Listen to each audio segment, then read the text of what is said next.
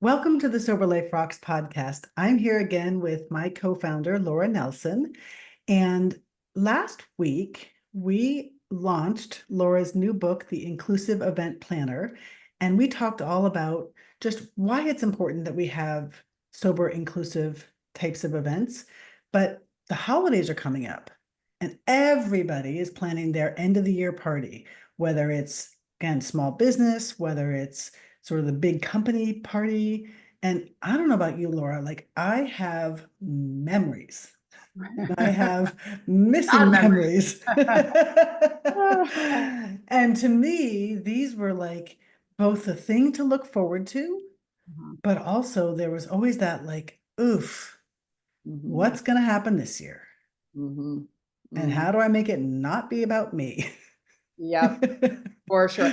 And not even for people who it's not even people who are like in recovery or don't drink anymore. There's a lot of people who still drink and are actively drink, but still are like, oh gosh, who's going to get crazy at this meeting? Or who do I have to be careful about? Or what do I have to watch out for? I mean, we're talking about work events. This is like your employment, and you can carry this into your personal life, but still, yeah, I think this would Yeah, and really like and dodging the one who always is the close talker in these Yep, things or whatever the inappropriate stuff that might be happening. Like exactly. it, end of the year parties are tricky.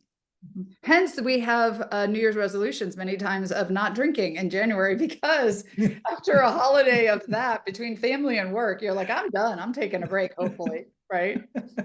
So true. So today let's just dive in. Like I want to talk all about what could be different. Like imagine a world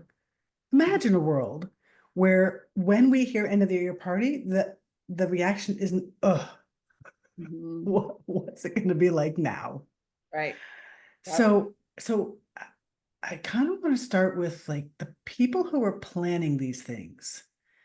All we know is let's get like great food, great alcohol, great music, great venue, and whoop it up. Mhm. So what might look different to have the same like excitement around it, but not be that? Right. Right. So what would Well, that look like? so let's start before the event. So you just set the stage, right? Like everyone sort of thinks, not everyone, but depending on your environment and you're like, oh, it's going to be another one of those. And I got to be careful not to drink too much. And I've got to be careful. And we're already thinking about it, right? So let's start before the event. What can we do to set the stage differently before the event starts? Because there are people in your company or in your group or in your organization or whatever that are avoiding it. They're finding reasons to not go because of the amount of alcohol, or they're dreading it. They're finding an escape plan to get out. They're going to go do their 1 hour and leave, which as a meeting planner or as a boss or whatever, like that's Kind of a discouraging. bummer. Yeah, right. But nobody's talking about it. We just do it. And so what can you do beforehand to set the stage accordingly? And so first is for me, it's like the description of the event. What are you doing and how are you staging it? And Mm. guarantee if you've been having events that are really alcohol forward, it's going to be a little change for everyone, but really trying to find an event that isn't just around the alcohol. So isn't just around the wine tasting or isn't around a brewery or something. Find an event place that has something else to attract people to come. And Give then me an example. Give me an example of um, what that might be. you could do a comedy show. You could do a scavenger hunt. You could do, I went to an event where they did the dueling pianos, and the piano Mhm. players were getting people dancing, and you could do karaoke. You could do, because here's the thing, no matter what the event is, those that are going to drink will find ways to drink. And maybe they'll go out after your event. And I'm not saying that you don't have to have an event with alcohol included, but having it, I mean, a murder mystery party, a dress up Mhm. party, a masquerade, trivial pursuit games, an 80s party, anything that gives it some. Renting out a miniature golf course for Yes, an exactly. afternoon. Exactly, Mhm. exactly. So thinking of things and like we talked about in our last podcast, things that that's the center of what we're doing, and the alcohol's the sideline. then making sure that the invitations are clear about what that is. And so that people know going in that we're doing this event because the event is the center stage, this thing we're going to do, this fun, right? And that we don't care what you drink, that there'll be options, whether it's, the wording in your invitation, if you want to, we're going to have a welcoming environment. Everyone is encouraged to drink or not drink, bring your own, however you BYOB. I mean, you have to be careful of like driving and all of that. So if you're HR, make sure you're covering all of that, but making it super clear that the focus is on the event, not on the alcohol. That Yeah. is really the first, and putting it even in the invitation, because when it's not in the invitation, or it's not clearly like everyone's invited, no matter what's in your cup, then people assume still it's about the drinking. And so really by focusing on the event and less on the drinking will let people, and they will take note. I think they'll start to be like, well, what is this? This is a little different. And now it's like, do I test it and do I go? Because maybe it's actually an event that's going to be a little less alcohol driven, and then they come to the event. So, This is just coming to my head, but I, I think it would be really cool if there was a event at a place and the first hour was non-alcohol. So it could be like we're bringing in this special comedian or this inspirational speaker or this activity, whatever it is. And in the invitation, it's like the first hour is alcohol free. And yeah, after that, if you want to move to the bar, like we're gonna host, drink tickets for the first drink. yeah, I So love that everybody feels like this is intentional and exciting and part of, and for those who don't want to move on to the bar hour, but it's not that like, I don't know, kind of mixed that. messaging. I love that. Actually, I should have put that in the book. What a good idea. This is why you have to listen to our podcast, because great ideas come out from the podcast. The other thing that I've heard that is really cool is having like cocktail classes, like learning how to make drinks. Like you could have food classes, but they're actually making mocktails that you can add alcohol to if you want. Like, so, because the funniest thing about mocktails is it's literally the same drink without the alcohol in it, right? But having the focus around like how to get creative, because you were talking about that, like how to get creative around like the drinks, but not necessarily having the alcohol. People find ways to put alcohol in it. That's fine, right? So that makes it feel inclusive, because now we're learning, fun drinks to make that we can all make with or without alcohol. So there's another potential idea. That would be amazing. And nowadays there's so many organizations that have like make a thing, right? Mhm. You have your own business that does that. Yep. But because it's the end of the year party, like could there be some make a thing group that Mhm. comes in, supplies all the materials, and people could make something for their own family member or for Yep. their boss or for whatever. Like those are the types of things. Candle making or craft or whatever. Yep. Yeah. Axe Or throwing. I mean, there are so many things to do that you can find an event that isn't just about the alcohol. yep. Mhm. Okay, so let's say that you're trying to put together this party and you contact the hotel or the bar or whatever you're going, and they don't have any Mhm. mocktails available, Mhm. which we know is true at some places.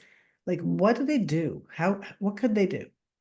Well, so that is definitely a real issue that you're listening to this in 2024, and hopefully by the end of 2025, Margie and I and our group have made some inroads in this area, but that is a real thing. So if you're really trying to host an alcohol friendly or sober friendly, alcohol and sober friendly event, to cover that with the event space first. We would think, I didn't think this was a thing until the book came out. We would think it'd be easy to just have mocktails and cocktails. We would think it would be easy to offer an alcohol-free beer, and it's not in all cases. So the first thing I would say is ask questions.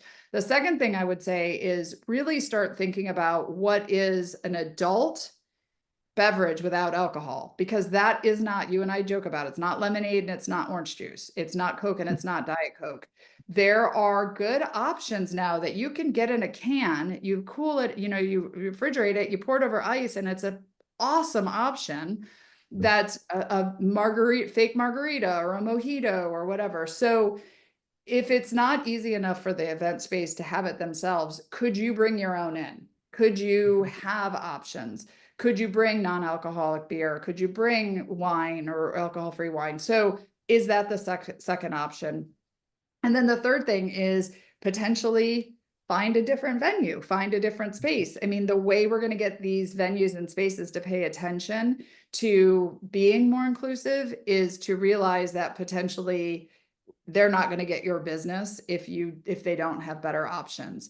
And so in the book, if you guys haven't heard the last podcast, come get our book and we talk about my book about the options that you can have. But really, it is literally pushing back a little bit on the event space, or at least allowing you to bring something in. And what you just said, like all of the make yourself kind of places, they would be totally fine with that. You know, any of the small venues support small business, any of those venues would be totally fine with it. At your home, if you're doing an event, it's totally easy to do. It's literally the conference centers and hotels that we're still having a little bit of a challenge with. Yep. Okay, so what I know is that a lot of companies don't have the money to go to some big thing. You know, these are small businesses or mid-sized businesses, and oftentimes they have their holiday parties at their office. Mm-hmm. And so certainly bringing in a collection of non-alcoholic beer, non-alcoholic wine, some of these pre-made, you know, craft mocktails, those are great ideas. But do you have any favorite mocktails of your own that somebody might be able just to make like in one of those big dispensers? Yeah, and I have recipes in the book. So if you haven't come to Sober Life Rocks or go to Amazon and you can get the book, the Inclusive Meeting Planner. There's recipes in there. And it is surprising. I mean, the biggest thing is this, Marky. If you're going to do it at your business, you're probably not making mixed drinks there anyway. So we don't expect mixed drinks at the event, right? The biggest thing for people who are trying to be sober, to not drink, for whatever reason, is to acclimate into what everybody else is doing, to not be spotlighted, to not be standing out. So to have something over here that's like, this is our one drink, it's like the kids drink, right? I wouldn't recommend that. I would say if you're having beer and wine, like at your business, because that's what it is, find some non-alcoholic versions of the beer and wine. And we have a list of them in the book. And Margie and I reach out to us on Sober Life Rocks, put notes in the comments. We have our favorites. Actually, funny story, when you and I started this, we started getting a lot of samples from companies that wanted us to know about their alcohol-free brands. And my son, who's like 23 now, he's like, man, you went from alcohol problem to a mocktail problem. I've got everyone down there, right? I'm a mockaholic, I guess. But so I would say find ways to make it feel included. But the next thing I would say is, if you are going to have a bartender, have the drinks be similar to the drinks that you're offering. So you can make something like a mojito with no alcohol in it, and then it looks the same and it feels the same.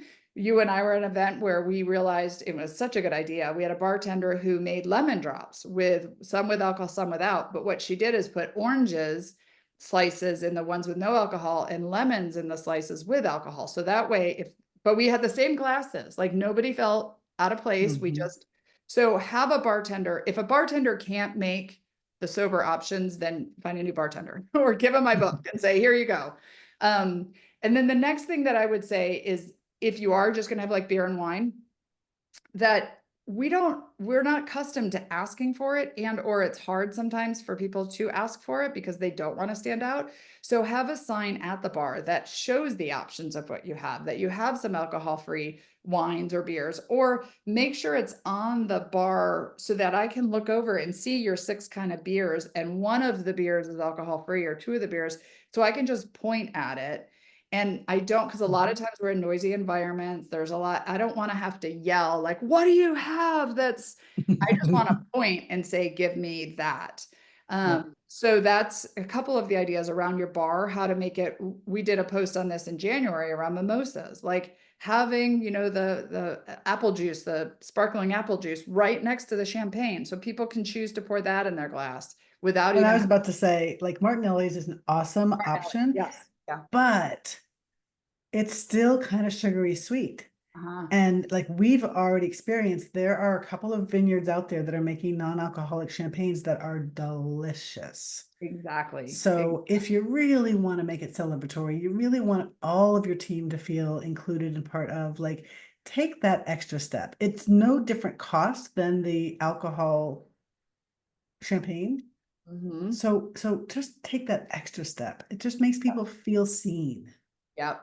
And that's how I am. Like, I was a beer drinker before, and so when a place, I mean, especially, restaurants and stuff, when they have more than, and again, no knock to the big brand beer companies, but I never drank their beer anyway. I wouldn't Right. drink their non-alcoholic beer, right?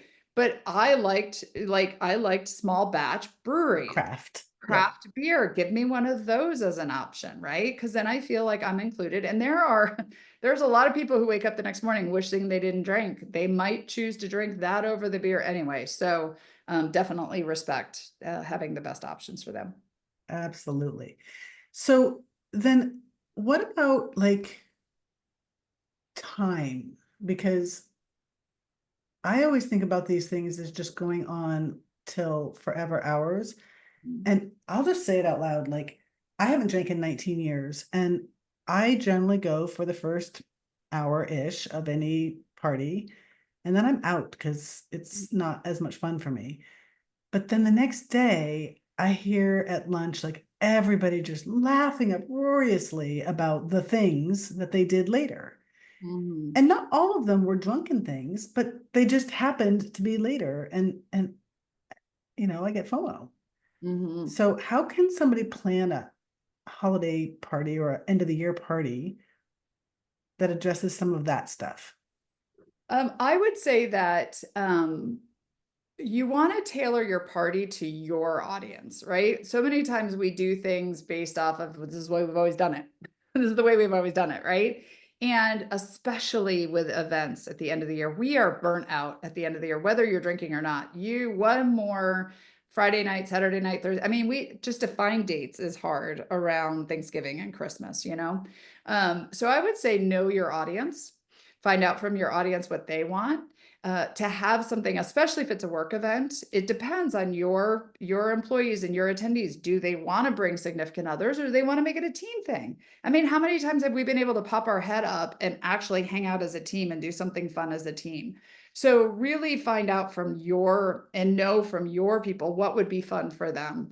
And then the Mhm. second thing is really kind of being clear. Like I said, people who are going to party and stay out late and do the things, they're going to do it regardless. So find out, like set a parameter around here's the event. The event goes from 5 to 8. The event is going to be this dinner and drinks in a mocktail cocktail bar or whatever. Here's the event. And then people will go do what they want to do afterwards. And that's always Mhm. going to be a thing.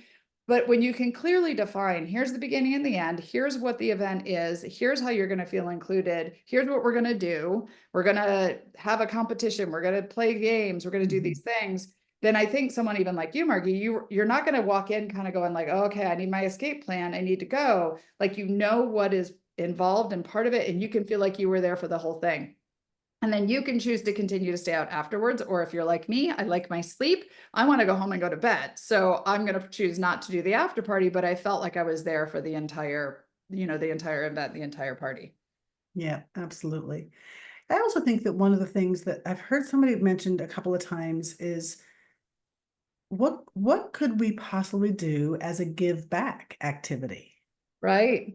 Yeah. It's not just about like over consuming, Mhm. but can we find a local charity Mhm. and create some things for them that they might need as Mhm. our end of the year activity? Or could we go to a beach or a park and do a cleanup event?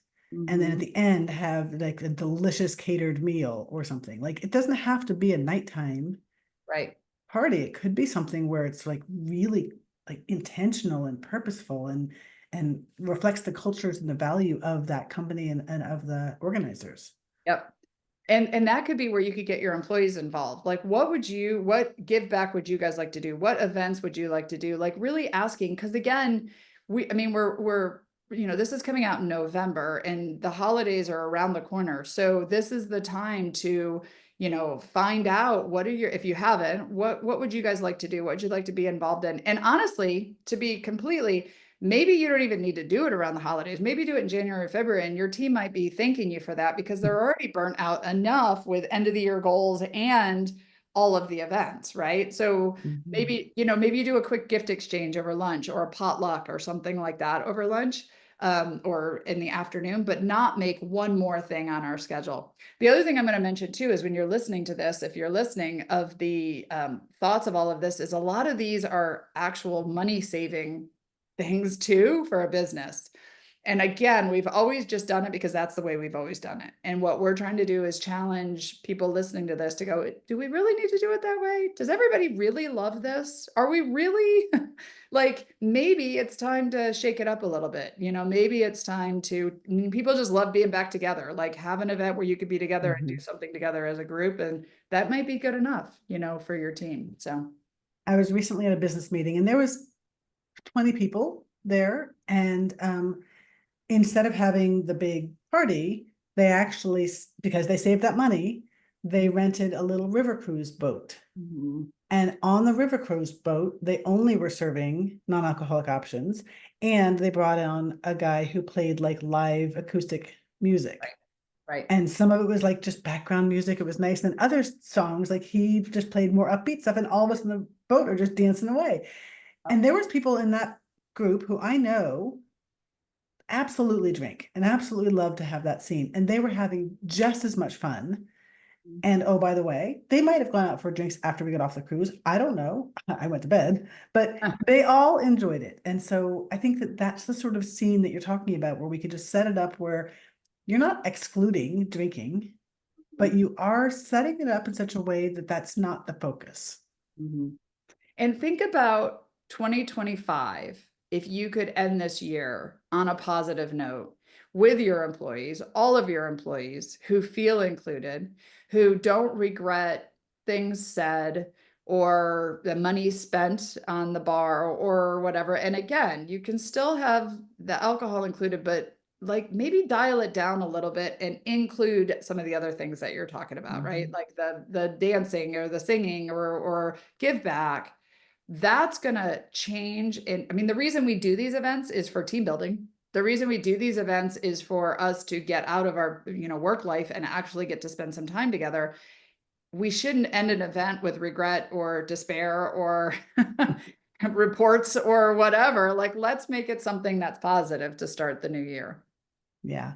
And it all depends on the size of your group, of course. But like if it's a group of people who would enjoy going to a spa and getting Mm, manicures together or pedicures. If it's a group who would enjoy going to a batting cage and doing that kind of thing. If it's a group who would enjoy um, going to a golf place and doing, tea mhm, practice or whatever. Like there's just so many things, and you just need to know your audience mhm. and think. We did an event with my team once that I just still love to this day. It lasted for months, where we went and painted pottery. We painted coffee mugs and we did the charcuterie, we did the wine. So people were having wine and we were all painting, and it was great. And there was, this was when I drank, but we also had options for people who didn't. And we all painted mugs, and that was fun. And then we put them in our office and we let people judge on them, vote on them the next month on most creative and best artist. And so it lasted into the next year of the event. It wasn't just about the event, but we shared it with our customers and we shared it on social media. I mean, ultimately, that is kind of the reason we do this as a business. Why invest in meeting or parties and events if you're not getting some sort of a reward for it, whether it's a stronger team or something into the new year. So I love that. Yeah. That's awesome. Okay, any last big takeaways for the people who are planning and thinking about putting together end of the year events? I would say, well, if you're listening to this, time is of the essence, because we are coming to the end of the year. So possibly, maybe not, maybe it makes sense to do it in January. So there's a out of the box thinking, like, why rush to if it doesn't make sense and it's all about the team building. I think the second thing is to start getting options. Talk to your team if it makes sense, depending on the size of your team, and then start getting options. And then you know, you have the say. It's you're the customer. So if this bar or this restaurant or this thing can't accommodate you, there are plenty of businesses right now who are really struggling and would love to welcome you and your team in.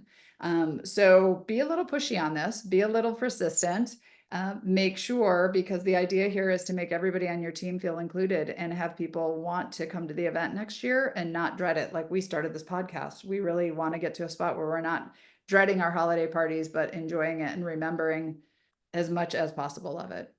So. Yep.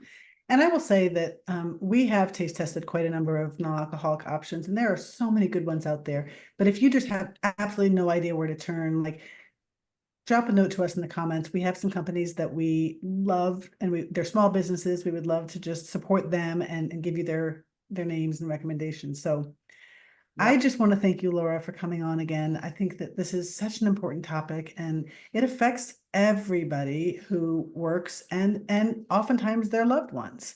Mhm. So thank you for all that you shared. Thank you, listeners, for joining us again. If you liked this show, please subscribe. Please follow us on all of our social media. Visit us at soberliferocks.com. And Laura specifically is really amped up about this new LinkedIn group that we have. Do you want to talk about that at all? Yeah. So if you are listening to this podcast, either share, and you know people that need to know this because you know about their work parties or their events, share this podcast with them. Also, come join us. We have this conversation going on a regular basis. We have a LinkedIn group because we're focused on professionals and professional settings. So search in the groups for Sober Life Rocks. And then make sure to share that. And then I also have my book that just came out, which you can buy a copy and hand it to any meeting planner or HR person that you know to say, we need to start doing things differently. We would love you guys to help us with this effort that we've got going. And the name of the book and where they find it? It's the Inclusive Event Planner, and they're come to our website, Sober Life Rocks. You can download it for free, or you can buy a hard copy if you go to Amazon. Fantastic. Well, please join us again where we talk about all things about being sober, inclusive in the professional life. Thank you.